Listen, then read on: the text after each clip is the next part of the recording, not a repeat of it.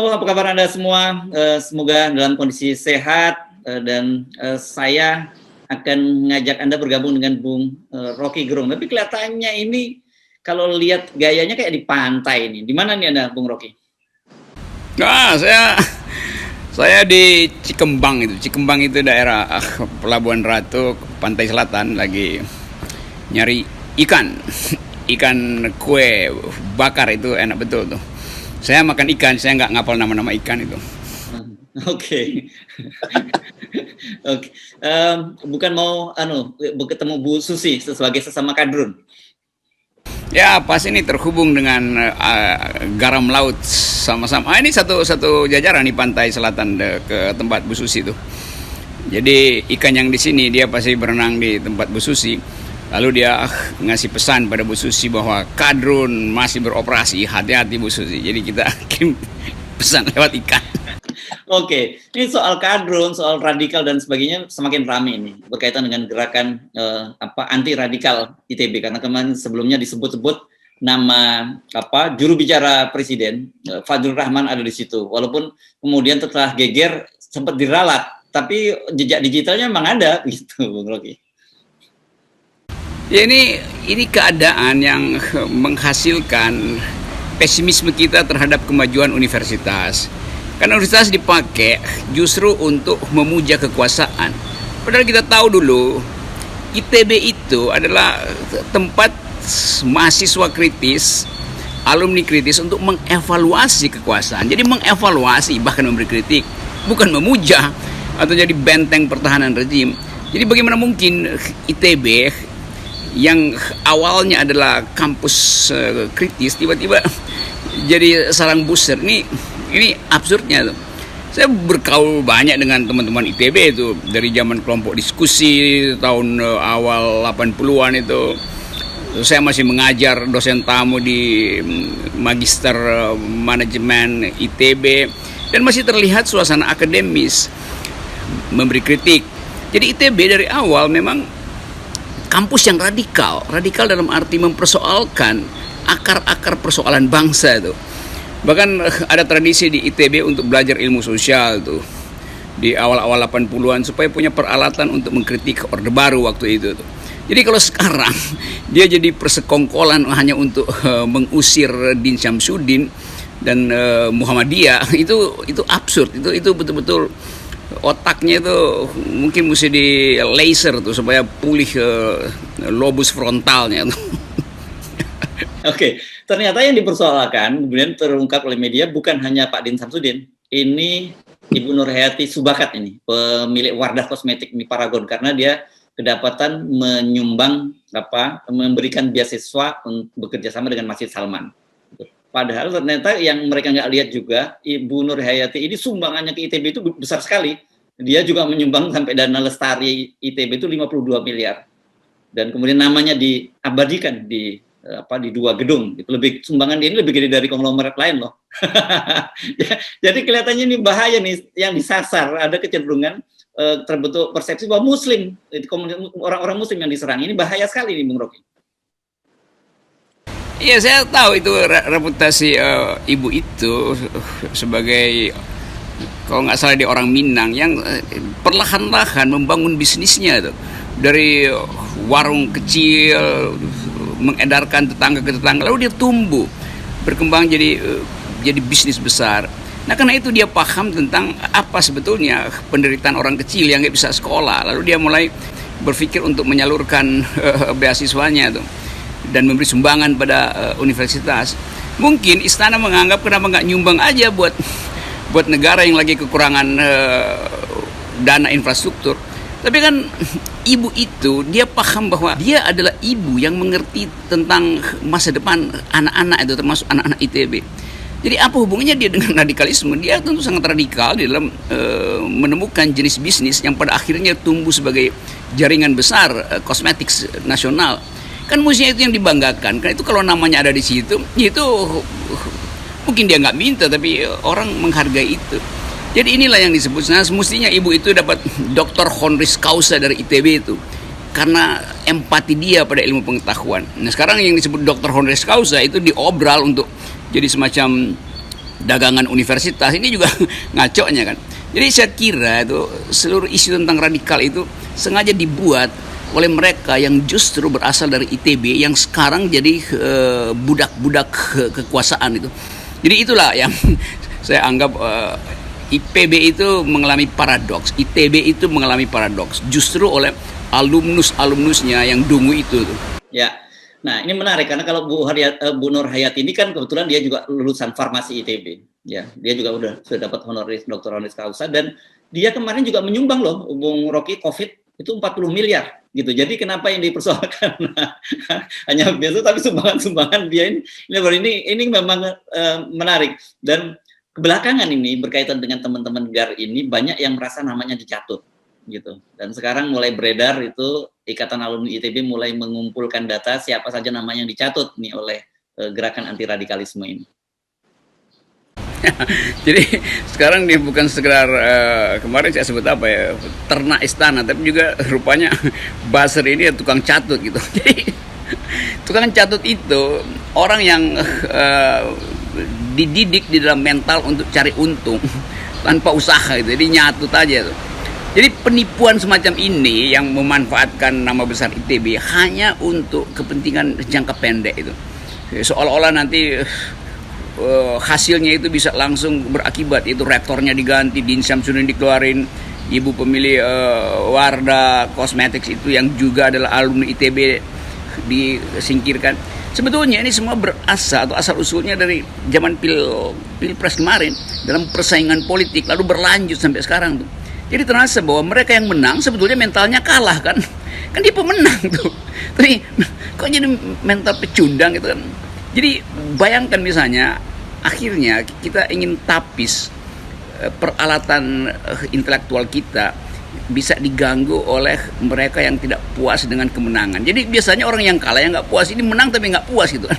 Artinya menangnya memang tidak jujur. Jadi dimenangkan oleh KPU di malam hari, dimenangkan oleh Mahkamah Konstitusi yang isinya sebetulnya adalah sebagian besar diangkat oleh rejim. Jadi ini yang disebut sebagai elected autocracy itu. Jadi kekuasaan yang dipilih hanya untuk menghasilkan seperti eksklusivisme itu, sehingga takut bila ada orang luar menemukan jejak digital, menemukan jejak kedunguan, menemukan jejak penipuan. Jadi terus menerus kita hidup di dalam ketegangan itu tuh. Dan presiden udah 6 tahun nggak bisa menghasilkan demokrasi. Kan nanti dibilang semuanya salah presiden. Ya memang dia yang salah, dia yang presiden kok.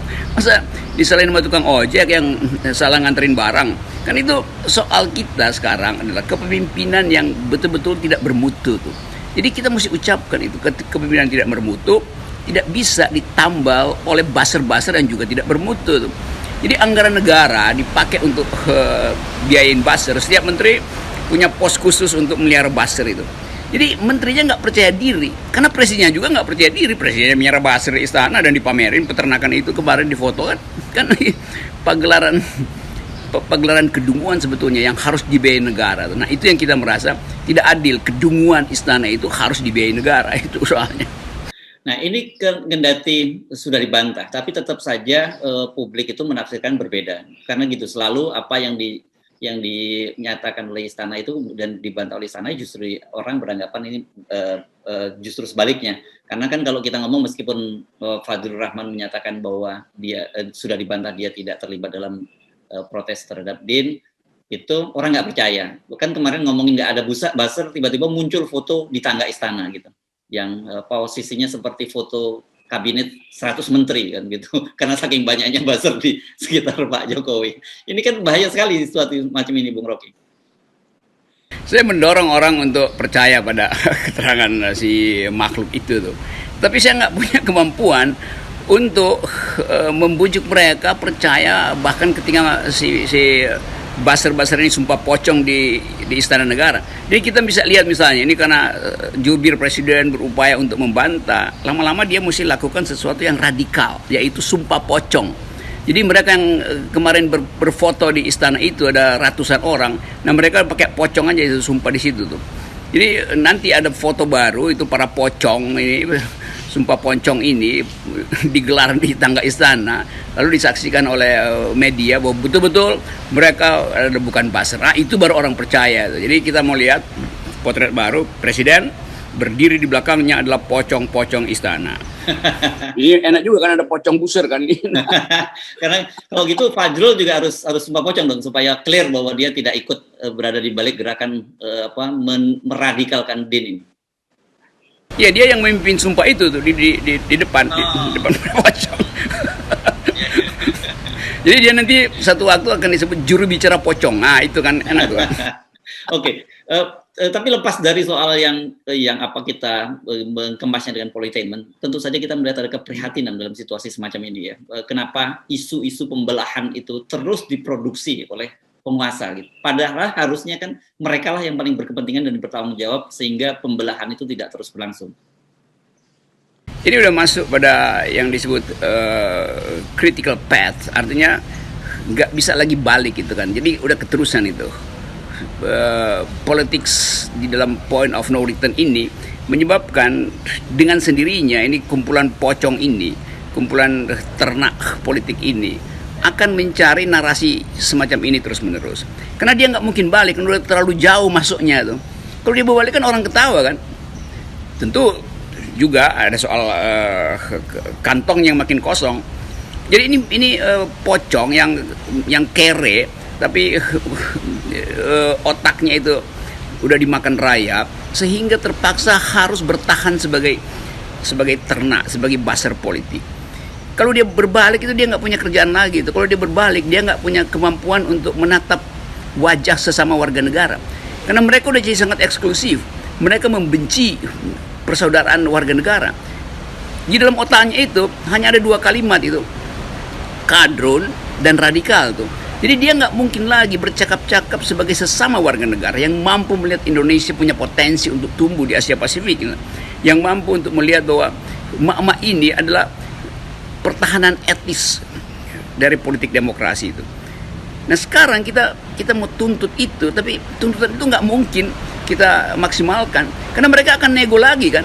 Jadi sifat dari buzzer ini udah melalui beberapa tahapan dan akhirnya mereka masuk di dalam jebakan kedunguannya sendiri. Untuk berbalik dia nggak punya kemampuan lagi. Itu sama seperti orang yang terjerat di rawa-rawa Vietnam. Semakin dia bergerak, semakin dia diserap oleh rawa-rawa itu tuh. Karena nggak dilatih untuk mengambangkan diri, nggak dilatih untuk berpikir alternatif itu. Bahwa kalau dia diem, justru dia selamat. Jadi karena dia panik, dia terus tangannya di koceng-koceng di atas rawa-rawa, makin tenggelam. Jadi bagaimana kita menyelamatkan orang dungu, kan nggak bisa tuh, nggak ada cara lagi tuh. Ini serius sekali ya situasinya kalau begitu ya, Bung Rocky ya? Ya, saya lihat ini sangat serius karena sebetulnya situasi ini bisa berhenti setelah Prabowo dan Sandi masuk istana kan. Kan dia udah dapat semuanya kan. Ngapain lagi ngomong radikal? Jadi apa gunanya bahkan oposisi diserap ke dalam kekuasaan? Sandi adalah simbol moral, etis dari masuk juga kekuasaan. Pak Prabowo adalah simbol oposisi supaya ada balancing di dalam power relation. Pak Prabowo masuk juga. Dua-duanya tentu punya alasan pragmatis. Ya kita anggap biasa aja oke dalam politik. Tetapi buzzer-buzzer ini nggak mengerti bahwa semua udah mereka punya itu. Ngapain lagi buat ngaduk-ngaduk yang tersisa di civil society? Kan nanti lagi FNN dituduh sebagai radikal. Kalau saya udah dituduh radikal macam-macam dan nggak disilakan laporin lagi tuh. Dan polisi kan ngerti mana yang ada delik, mana yang nggak ada delik, kecuali dipesan khusus oleh istana. Jadi polisi pasti akan memproses sesuatu yang dipesan khusus oleh istana itu. Jadi kalau ada problem semacam itu, kita langsung bisa tangkap bahwa gila ini istana betul-betul sedang tenggelam di rawa-rawa kedunguan. Bukan lagi rawa-rawa Vietnam, rawa-rawa kedunguan. Semakin dia beraksi, semakin dia tenggelam. Dan itu kepanikan itu yang membuat buzzer ini kalap gitu. Hajar semua soal tuh. Jadi semua aspek yang berhubungan dengan bahasa tubuh pada akhirnya akan disebut sebagai radikal. Karena Din Syamsuddin bahasa tubuhnya di mana radikalnya? Din Syamsuddin profesor belajar sosiologi, belajar global politics, mengajar di Universitas Islam Negeri, itu dulu radikal gitu. Di AS-nya memang di ASN. Kapan dia jadi ASN? Ya selama jam kerja dia ASN. Jam 8 sampai jam 3 sore dia ASN. Setelah itu dia bukan ASN, dia manusia bebas itu. Jadi ngaco kan kalau dianggap ASN 24 jam itu. Yang boleh 24 jam itu cuma buzzer. Nah, buzzer bekerja 24 jam tuh. Oke. Jadi bagaimana nih tipnya Bung Rocky kita menghadapi buzzer ini? Karena kalau dilaporin juga sampai sekarang nggak banyak yang nggak diproses mereka. Buzzer ini dia memang nggak boleh dihilangkan itu. Karena tadi saya katakan dia udah melampaui proses yang menyebabkan dia berpikir bahwa dia akan hidup terus sebagai buzzer. Jadi ini adalah keabadian sebetulnya, dan bagian yang udah kita biarin aja supaya dicatat dalam sejarah dunia bahwa ada sejenis makhluk yang lobus frontalnya itu defisit, sehingga dia nggak mau balik menjadi manusia sempurna. Jadi kita anggap bahwa inilah evolusi terbalik dari peradaban politik kita itu. Jadi politik yang menuju kedunguan, bukan menuju kepintaran. Padahal konstitusi kita mengajarkan agar supaya kekuasaan menghasilkan rakyat yang cerdas dan rakyat yang makmur. Buzzer ini mencegah arah itu. Jadi buzzer adalah bagian yang buruk dari sejarah bangsa ini yang harus dicatat. Kalau dia kita selamatkan sekarang, maka nggak ada catatan tentang keunikan politik Indonesia. Jadi buzzer adalah keunikan politik Indonesia. Gitu. Baik. Terima kasih Bung Rocky. Selamat banyak makan ikan, karena saya dengar kalau orang banyak makan ikan itu menjadi cerdas gitu ya. Kecuali kalau yang tukang menghafalkan nama ikan itu beda gitu ya. Iya. Saya masih akan menempuh 2-3 jam sepedaan di pantai selatan. Yes. Oke. Thank you. Yeah.